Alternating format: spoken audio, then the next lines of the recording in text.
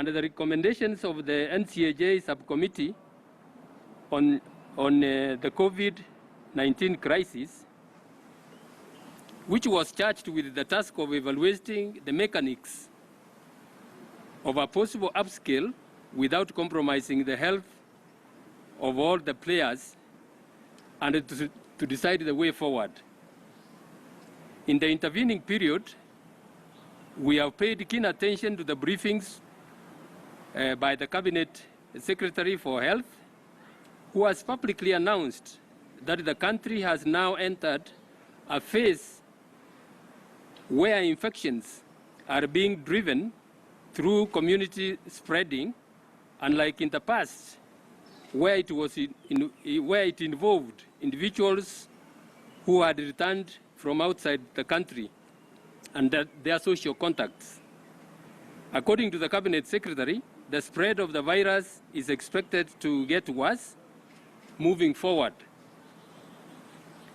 With these facts in mind, the NCAJ has this morning considered the situation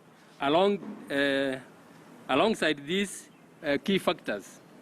Number one, courts are of necessity heavy human traffic establishments which attract people from all walks of life.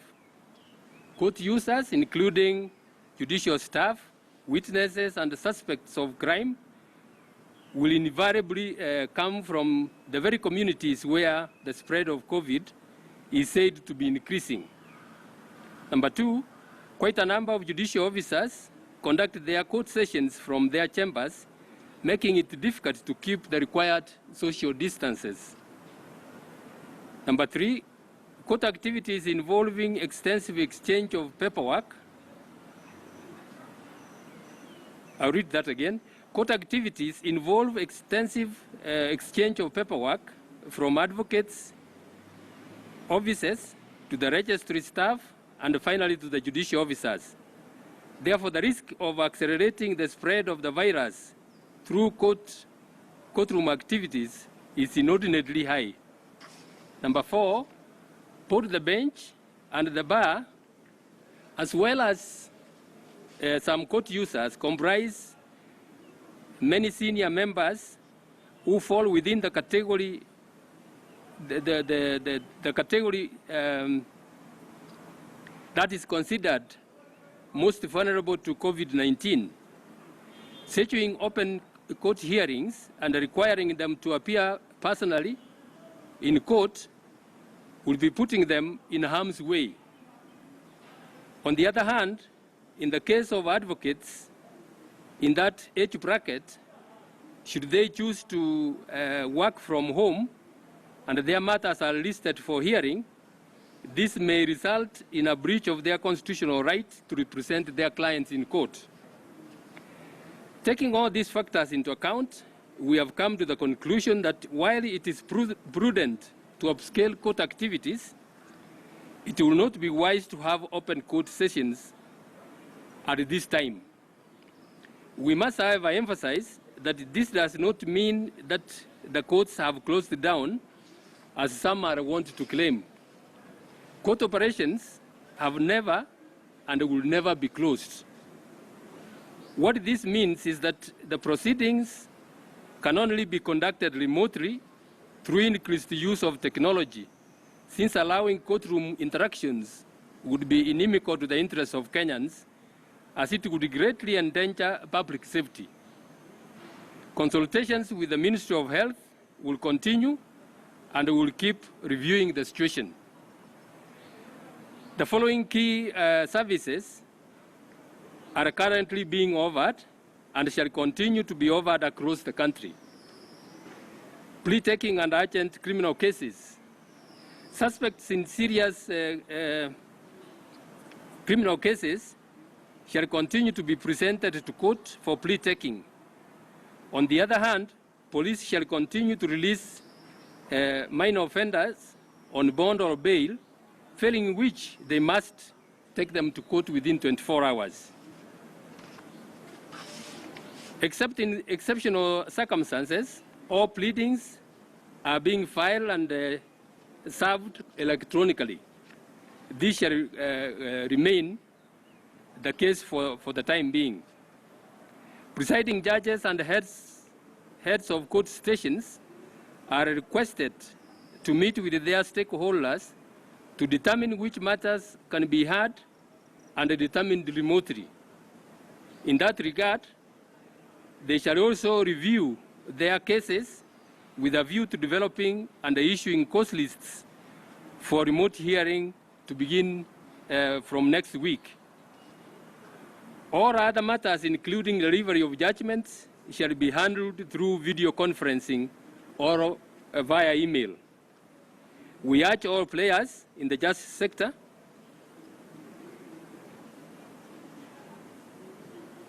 be they members of the judiciary, the police, the prisons, the ODPP, lawyers, and the others, to exercise exceptional care in order to ensure that our institutions remain free of the virus. Thank you very much, ladies and gentlemen. That is the statement from the Council on Administration of Justice. I'll take one or two questions if there are any. I don't know if maybe you could explain the impact of the backlog because of this period. I don't know if you have tabulated the impact of the backlog. And then there's also another outcry. Members of the public, either those who are disobeying or they are all being dumped in quarantine. I don't know if that is legally correct. They are all being dumped in quarantine. I can only respond to the one of the case backlog. During this 1 month, we have put off literally all the cases requiring court appearance. And we know that's building the backlog, but there's really nothing we can do in the circumstances.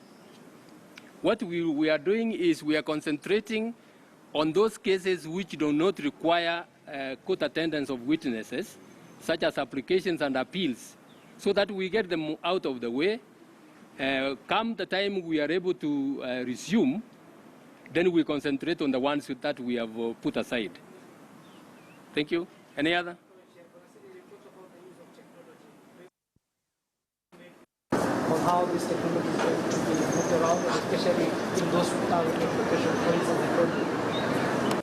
Yes, we know that is a challenge in some areas, but I want to announce that Microsoft Word has kindly donated to us the application of Microsoft Teams for use for 6 months free of charge. And I have this morning given instructions to the Chief Registrar of the Judiciary to liaise with the Communication Authority to see how we can assist those areas, remote areas, to be able to access the use of technology. Any specific areas that are already in mind that should be given priority? Which, sorry? Specific areas that should be given priority in the rollout. You mean in the what we are doing? Yes. Or in upscaling the what? No, basically the use of this Microsoft Word. Mm. There are specific areas that you already have in mind that should be given priority. There's no particular area being given priority. We are working across the board. And the judges are there, working from their chambers. Those who are able to come to court, working from their homes. And we will be continue hearing the cases. I know you are worried about some remote areas where technology may be poor, and that's what I'm telling you, that we are looking into that to assist those in those areas.